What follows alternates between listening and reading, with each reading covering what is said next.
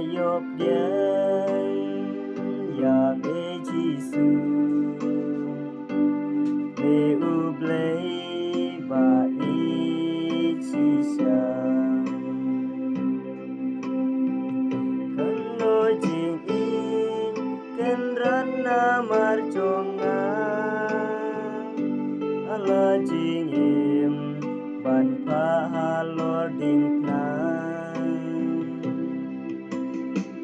ngam la ban teu ka dor kas nam me play kum nga ulong po me aye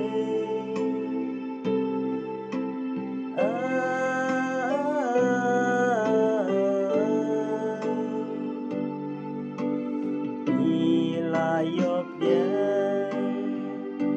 apodo nun